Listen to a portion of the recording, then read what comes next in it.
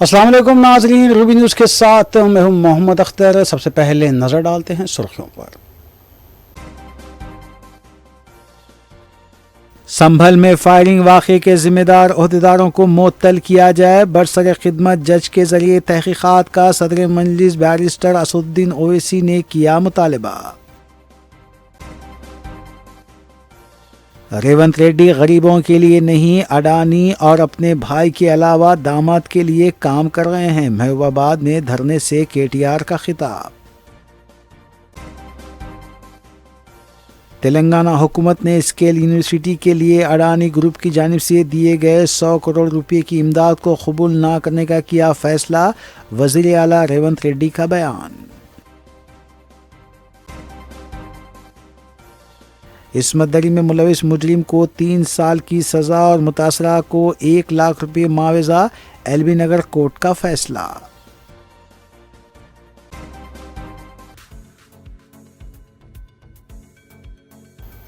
अब खबरें तफसील से। रियासती वज़ीर पूनम प्रभाकर ने करीमनगर में धान की खरीदी के मरकज़ का मुआयना करने के बाद मीडिया से बात करते हुए बताया कि कांग्रेस हुकूमत वज़ीर आला रेवंत रेड्डी की क़यादत में किसानों से धान की वाजिबी कीमत अदा कर रही है, लेकिन अपोजिशन जमातें रियासत में अपने वजूद की बरकरारी को लेकर हुकूमत पर बेबुनियाद इल्ज़ामात आयद कर रहे हैं। उन्होंने बताया कि अनकरीब हुकूमत किसानों को उनसे किए गए वादे पर अमल करते हुए फ़ी कुंटल 500 रुपये अदा करने के अलावा फ़ी एकड़ 15,000 रुपये देने के इक़दाम करने की भी तैयारियां कर रही हैं। रियासती वज़ीर पूनम प्रभाकर ने BRS की जानिब से महबूबाबाद में किए जाने वाले धरने को मुज़ाक़ा-ख़ैज़ करार देते हुए बताया कि जब BRS हुकूमत बरसर इक़्तिदार थी तब उस वक्त उन्हें गिरिजनों और दलितों की याद नहीं आई। ప్రక్రియ సమస్యలు అన్ని రకాల అవగాహన ఉంది కాబట్టి దయచేసి ఇలా రైతుల ఊర్లల్లో ఎక్కడికైనా అన్ని రకాలుగా మేము ప్రభుత్వం వస్తే కరెంట్ ఉండదన్నారు. కరెంట్ ఎక్కడన్నా పోతుందా? ఊరికి అక్కడ కొత్త కాలంలో మొదటి 2-3 నెలలు కొంత తమాషా నడిచేది. అది కూడా ఆ లీకేజ్ కూడా మనం గుండెత్తుకు పోతుంటే వెనుకకి రంధ్రం కొడతారట. ఇంచోడ దొంగ అన్నట్టుగా వాళ్ళని కూడా నట్టు టైట్ చేసిన తర్వాత ఇప్పుడు ఎక్కడ పోతలేదు. ఇలా మాకు తెలియకుండానే కరెంట్ పోతుండే. అప్పుడు కొన్నిద్దరు సస్పెండ్ చేస్తే అందరు అటెన్షన్ నిలబడి కరెంట్ ఓడు బంద్ అయిపోయింది. ఇక ఎక్కడన్నా పోతే ఎప్పుడు ఏం పర్వాలేదు, అట్లా చెప్పింది ఇస్తే పర్వాలే, చెప్ప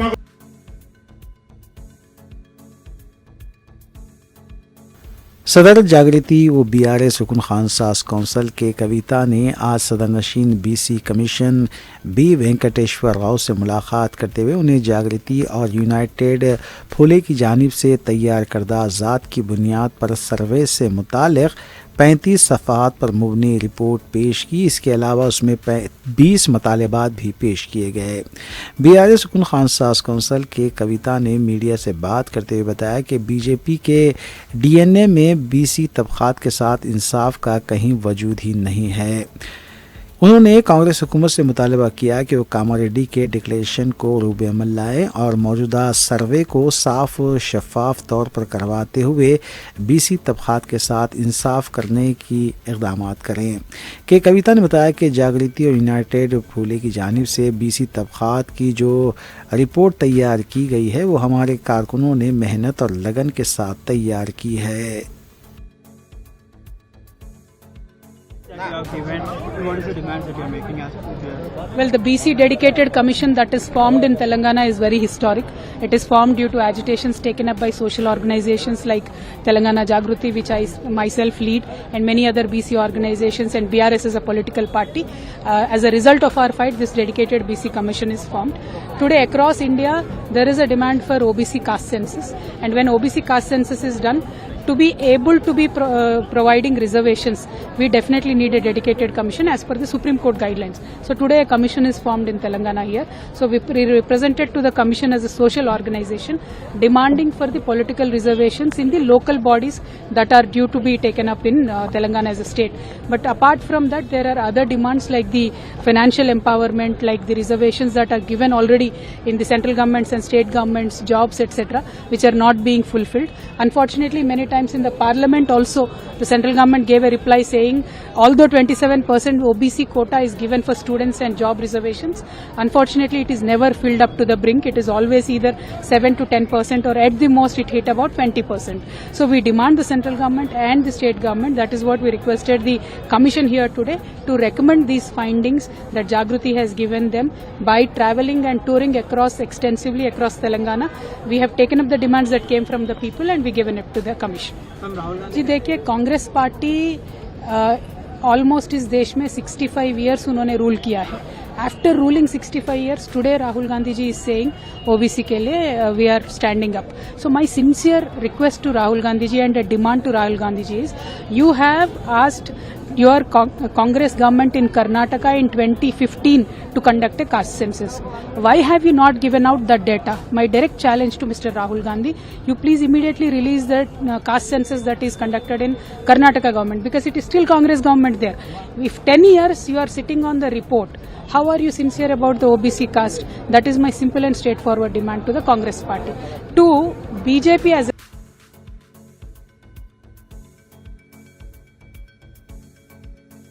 रियासती वजीर टी नागेश्वर राव ने भद्राचलम में लाइब्रेरी और दीगर तरक्याती प्रोग्रामों का इफ्तिताह अंजाम दिया. इस मौके पर CPI रुकन असम्बली सांबा शिवा राव और दीगर भी मौजूद थे. रियासती वजीर टी नागेश्वर राव ने बताया कि कांग्रेस हुकूमत रियासत के हर असम्बली हलके में डिजिटल लाइब्रेरी के क़याम को मुमकिन बना रही है. भद्राचलम की लाइब्रेरी इसका एक हिस्सा है जहाँ पर तमाम असरी सहूलियात मौजूद हैं. उन्होंने बताया कि BRS और BJP हुकूमत के खिलाफ गुमराहकुन प्रोपेगेंडा कर रही है, जबकि कांग्रेस हुकूमत वज़ीर आला रेवंत रेड्डी की क़यादत में किसानों को हर तरह की सहूलत फराहम कर रही है और फार्मासिटी के नाम पर किसानों से कोई अराज़ियात नहीं छीनी जा रही है.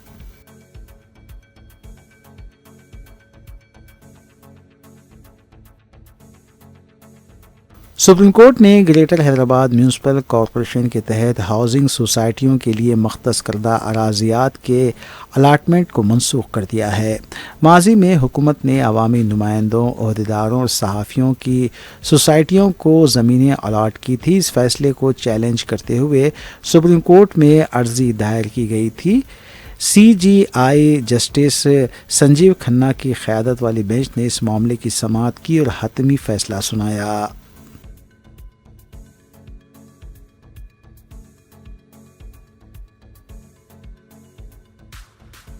एलबी नगर में रंगारेड्डी डिस्ट्रिक्ट फास्ट ट्रैक खुसूसी अदालत ने इसमदरी के मुलजिम मोहम्मद जियान उर्फ मोहम्मद उमर वल्द याकूब अली अंसारी ड्राइवर साकिन उस्मान नगर बालापुर रंगारेड्डी ज़िले को पॉक्सो एक्ट के तहत मुजरिम करार दिया है और मुजरिम को 3 साल की सज़ा और 5,000 रुपये जुर्माना आयद किया गया है.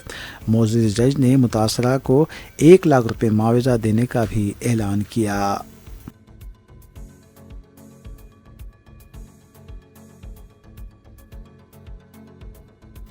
मजलिसी रुकन असम्बली हल्के कारवान कौसर मोहिउद्दीन ने नालन नगर डिवीज़न के इलाके हकीमपेट का शेखपेट इमारों के हमरा दौरा करते हुए वहां जारी तरक्याती कामों का मुआयना किया. मजलिसी रुकन असम्बली कौसर मोहिउद्दीन ने गवर्नमेंट स्कूल पहुंचकर HMDA की जानिब से किए जा रहे कामों का जायज़ा लिया और अहदेदारों को हिदायत दी कि वो मुकामी आवाम को तकलीफ़ ना हुए बगैर काम अंजाम दें. वाज़ेह है कि कुल हिंद मजलिस इत्तेहादुल मुस्लिमीन के कायदीन मुतालिका हल्कों में अवामी मसाइल की यकसोई और तरक्याती कामों की तकमील में मसरूफ़ हैं. తర్వాత లేని గొడవలు అవుతాయి. మీరు అమ్మాయిస్తారు వెళ్ళిపోతారు HMDలు. ఇక్కడ ఉండేలా ఒకటి ఉంది సార్కి. ఇంకోటి ఏంటంటే ఆ బోర్ ఒకటి కింద ప్లాట్లు ఆ ప్లాన్ అది మీ డిప్టీ మీ గిట రావాలి, లేకపోతే మీ డైరెక్టర్ వస్తే సైడ్ మీద మాట్లాడదాం. మేము వాళ్ళు రావాలి కదా, వాళ్ళే కదా మార్కింగ్ ఇచ్చింది మీకు. నువ్వు బాబు ఎలా కాకపోతే రేపు కానీ ఎల్లుండి కానీ భూమి ఎక్కడ మేము ఎత్తుకపోతలేము, మీరు ఎత్తుకుపోతలేము. ఇక్కడిది సైడ్ ఆపుకోండి, మీరు అక్కడ ఏమైనా చేసుకుంటే అక్కడ చేసుకోండి. ఇక్కడ మీ డైరెక్టర్తో మాట్లాడిన తర్వాత ఇలా నేను పోతున్నాను, నేను మీ కమిషనర్తో కూడా మాట్లాడతాను. ఇది దీనికి సపరేట్గా పెట్టుకోవాలి జిల్లాకు. తోలుకొచ్చి మాట్లాడదాం, ఫైనల్ చేసుకుందామని. రిలేషన్ వాళ్ళు ఆయన కొత్తగా జాయిన్ అయ్యిందట. నేను 3 రోజుల నుంచి టైం అడుగుతున్నా, రండి సర్ప్లస్ మొత్తం ఇక్కడ మొత్తం వాళ్ళు ఏమంటున్నారంటే పైప్ లైన్ చేస్తామన్నారు కదా. వర్షం పడితే రిలీఫ్ రారు, కలెక్టర్ చేస్తాము, అందరు చేస్తాము. అదే వాళ్ళ జీఎన్ఆర్ వాళ్ళ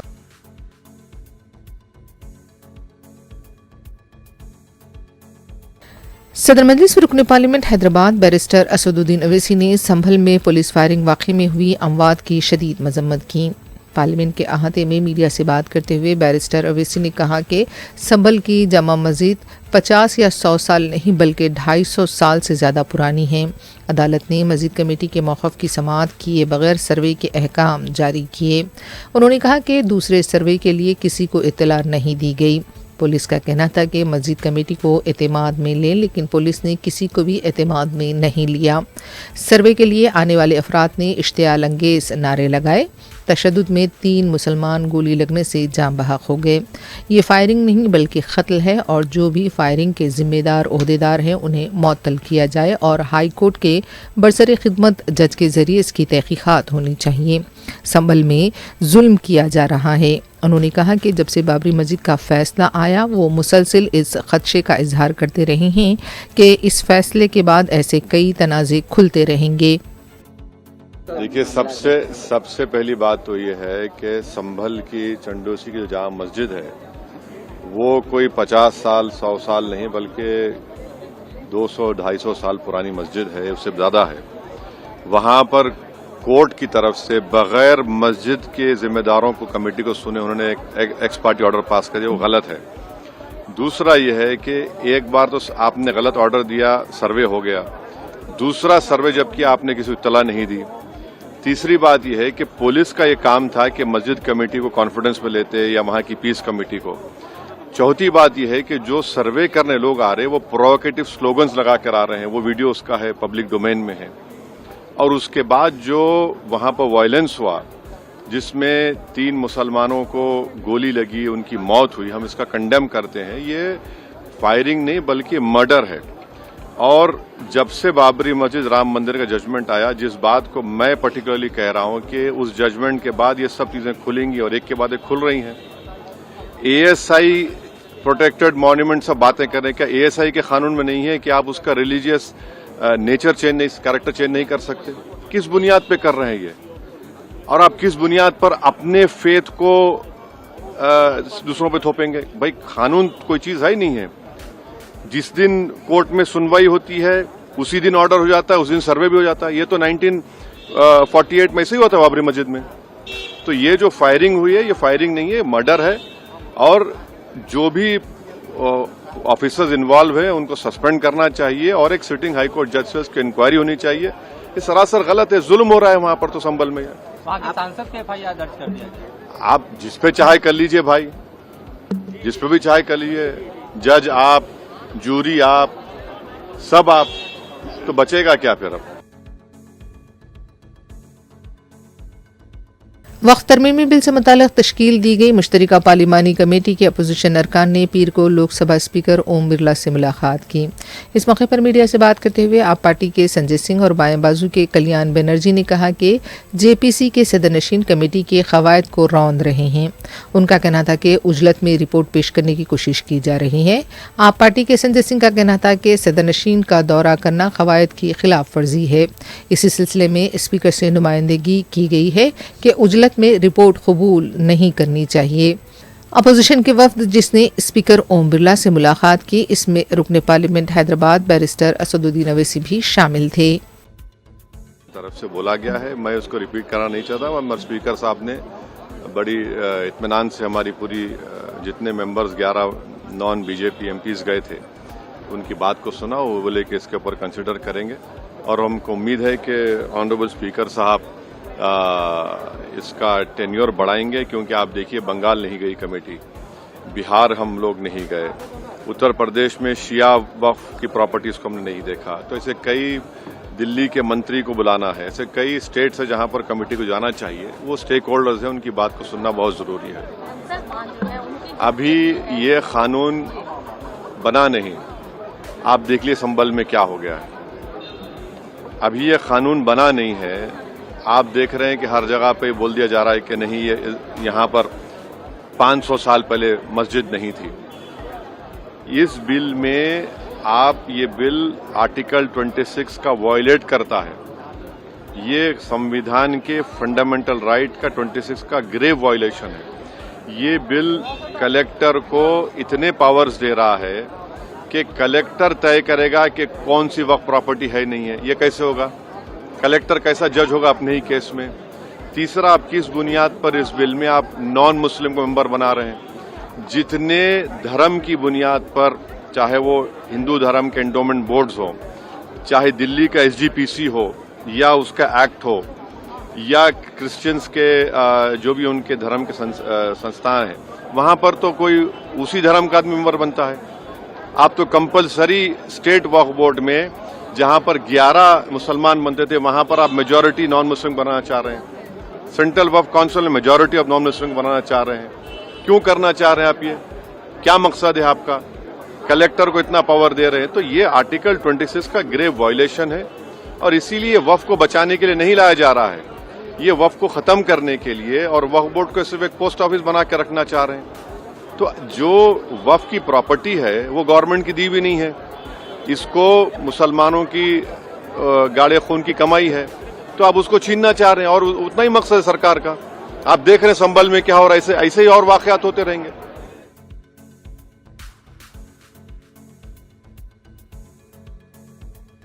कौमी सतह पर अदानी ग्रुप को लेकर कांग्रेस पार्टी की मुसलसिल तनकीदों के बायस तेलंगाना की हुकूमत ने स्किल यूनिवर्सिटी के लिए अदानी कंपनी की तरफ से दिए गए 100 करोड़ रुपए की इमदाद को कबूल न करने का फैसला किया है। रियासत के वज़ीर आला रेवंत रेड्डी ने इस सिलसिले में प्रेस कॉन्फ्रेंस से खिताब करते हुए कहा कि उन्होंने इस सिलसिले में अदानी ग्रुप को मकतूब रवाना किया है और स्किल यूनिवर्सिटी के लिए 100 करोड़ रुपए की इमदाद ना देने की दरख्वास्त की है। रेवंत रेड्डी ने मीडिया और अपोजिशन से भी अपील की है कि गैर ज़रूरी तनाज़े को खड़ा ना किया जाए। दिल्ली के अपने दौरे से मुताल्लिक़ वज़ीर आला ने वजाहत की कि लोकसभा के स्पीकर ओम बिरला की दुख्तर की शादी के सिलसिले में वो दिल्ली जा रहे हैं। अदानी कंपनी पर अमरीकी महकमे इंसाफ की तरफ से जो इल्ज़ामात लगाए गए हैं उसको लेकर कांग्रेस पार्टी की तरफ से पार्लियामेंट के दोनों ऐवानों में पीर को ज़बरदस्त हंगामा किया गया। कांग्रेस पार्टी का मुतालबा है कि पार्लियामेंट में अदानी पर लगाए गए इल्ज़ामात पर मुबाहिस किए जाएं। रेवंत रेड्डी ने कहा कि तेलंगाना की हुकूमत अपने रियासत की अवाम की फलाह व बहबूद के लिए पाबंदे अहद है। జర్నలిస్టులు కావచ్చు, రాజకీయ పార్టీలు కావచ్చు, పదే పదే తెలంగాణ రాష్ట్ర ప్రభుత్వానికి ప్రతిష్టాత్మకంగా తెలంగాణ రాష్ట్ర ప్రభుత్వం భావించి ప్రారంభించిన యంగ్ ఇండియా స్కిల్స్ యూనివర్సిటీకి కార్పస్ ఫండ్ కింద రాష్ట్ర ప్రభుత్వం నిధుల స్వీకరణ కోసం చేస్తున్న ప్రయత్నంలో భాగంగా చాలా సంస్థలు ముందుకొచ్చి రాష్ట్ర ప్రభుత్వం ప్రారంభించిన ప్రతిష్టాత్మకమైన యంగ్ ఇండియా స్కిల్స్ యూనివర్సిటీకి నిధులను ఇవ్వడం జరిగింది. దాంట్లో భాగంగానే అదానీ సంస్థ కూడా 100 కోట్ల రూపాయలను కార్పొరేట్ సోషల్ రెస్పాన్సిబిలిటీ కింద తెలంగాణ రాష్ట్ర ప్రభుత్వం ప్రారంభించిన యంగ్ ఇండియా స్కిల్స్ యూనివర్సిటీకి ఇస్తాము అని చెప్పి ఆమోద లేఖ ఇవ్వడం జరిగింది. ఈ అంశాన్ని ప్రస్తావించడం ద్వారా అదేదో అదానీ గ్రూప్ తెలంగాణ రాష్ట్ర ప్రభుత్వానికో ముఖ్యమంత్రి గారికో అప్పనంగా 100 కోట్ల రూపాయలు ఇచ్చినట్టుగా అనవసరమైన చర్చలకు రాద్ధాంతానికి తావిస్తున్నది.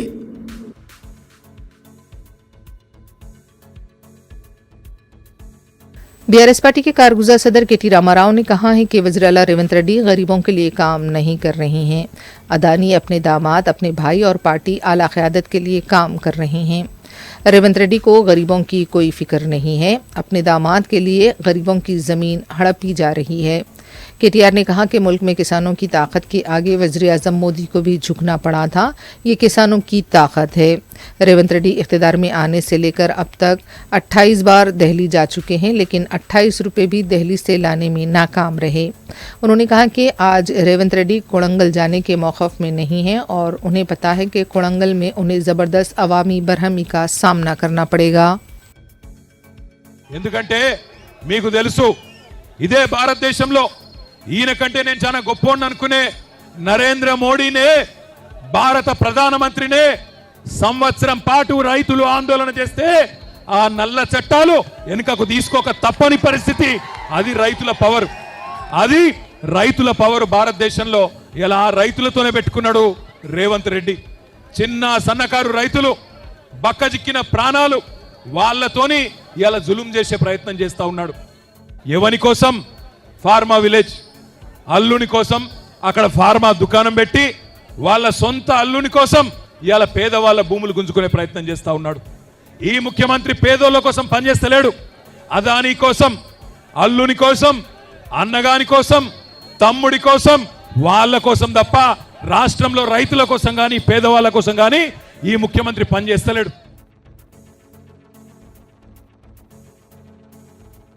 इनकलाबी गलोकार गदर की दुख्तर डॉक्टर वेन्नेला ने पीर को महकमे तहजीब व सखाफत के सदरनशीन की हैसियत से जायज़ा हासिल किया है। इस मौके पर रियासती वजीर जे कृष्णा राव, साबिक MP वी हनुमंत राव के अलावा कांग्रेस पार्टी के लीडर्स भी मौजूद थे।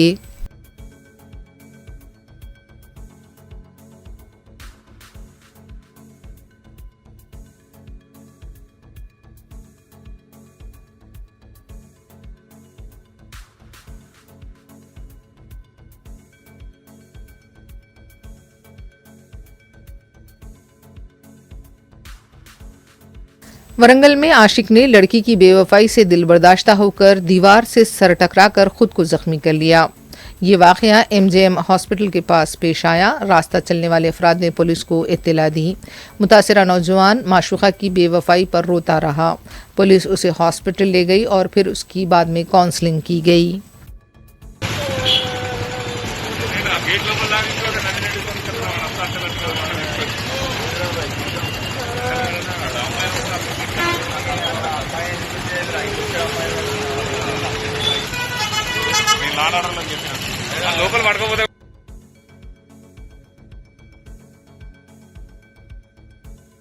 फिल्म हिदायतकार राम गोपाल वर्मा से पूछताछ के लिए पीर को आंध्र प्रदेश पुलिस उनकी हैदराबाद में वाक़ क़यामगाह पहुंची। वाज़ेह है कि प्रकाशम ज़िले में 12 नवंबर को राम गोपाल वर्मा के खिलाफ केस दर्ज किया गया था। तफसीलात के मुताबिक राम गोपाल वर्मा की तरफ से वज़ीर आला चंद्रबाबू नायडू, उनके फर्जंद लोकेश और बहू के खिलाफ बाज़ दूसरे तेलुगु देशम लीडर्स के खिलाफ एक फ़िल्म के प्रमोशन के दौरान मुबैना नाशाइस्ता रिमार्क्स किए गए थे। इसी को लेकर आंध्र प्रदेश पुलिस की टीम राम गोपाल वर्मा के घर पहुंची। बताया जा रहा है कि राम गोपाल वर्मा को गिरफ्तार भी किया जा सकता है।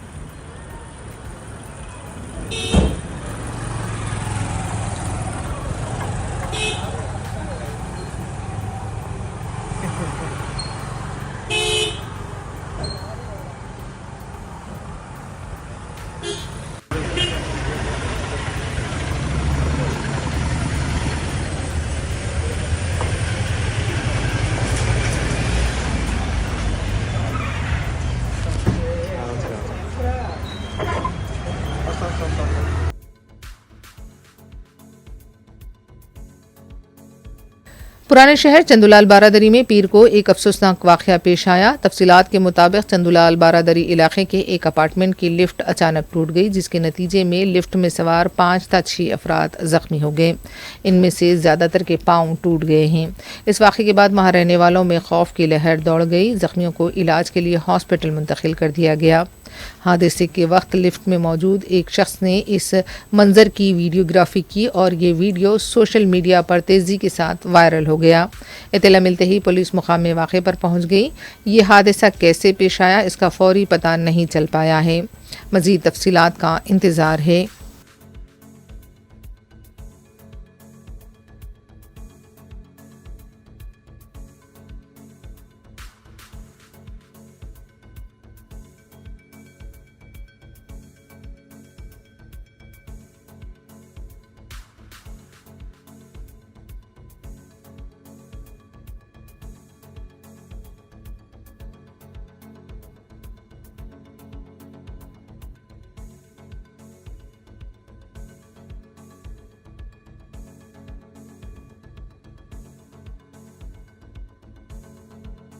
शमशाबाद एयरपोर्ट पर 2 खातून मुसाफिरीन के पास सांप पाए जाने से सनसनी देखी गई। तफसीलात के मुताबिक बैंकॉक से आई 2 खवातीन के पास 2 सांप पाए गए। कस्टम हुकाम ने सांपों को तहवील में ले लिया है और उसकी तहकीकात की जा रही हैं। उमूमन फ़्लाइट्स में इस तरह के जानवरों को लाने के लिए तरीक़ेकार वज़े है, लेकिन सांपों के इस तरह लाए जाने को लेकर भी सवालात खड़े हो रहे हैं। कस्टम हुकाम और पुलिस खातून मुसाफिरीन से पूछताछ भी कर रही है।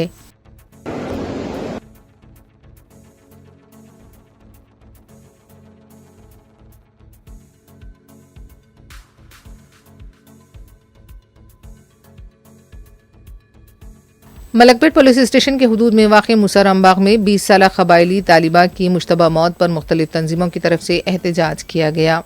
मुतवफ़ी 20 साला श्रविया के अफराद ख़ानदान ने इल्ज़ाम लगाया है कि कत्ल के बाद उसे खुदकशी का रंग देने की कोशिश की गई है। अफराद ख़ानदान की तरफ से मलकपेट पुलिस स्टेशन के रूबरू एहतजाज किया गया, जिसकी वजह से काफ़ी देर तक मसरूफ़ शाहरा पर ट्रैफिक जैम रही।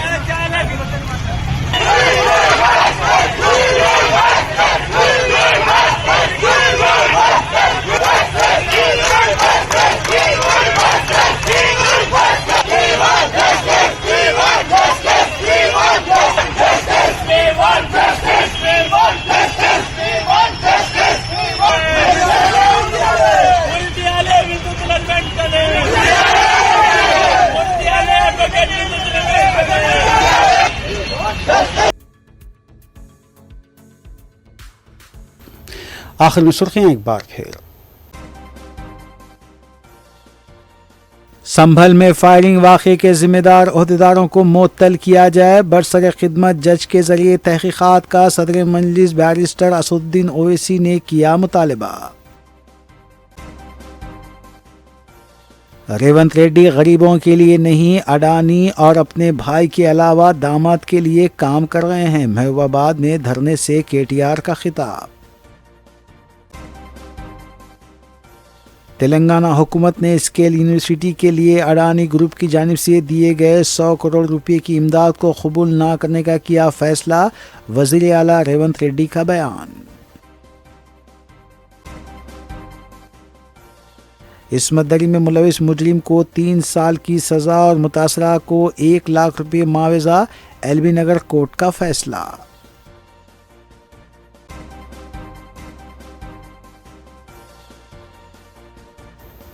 नाज़रीन, रूबी न्यूज़ की फीडबैक के लिए स्क्रीन पर दिए गए नंबर पर आप कॉल कर सकते हैं या ईमेल के ज़रिए हमें पैगाम भी भेज सकते हैं। इसी के साथ रूबी न्यूज़ यहीं इख्तिताम पज़ीर होती है। रूबी न्यूज़ की सारी टीम को दीजिए इजाज़त।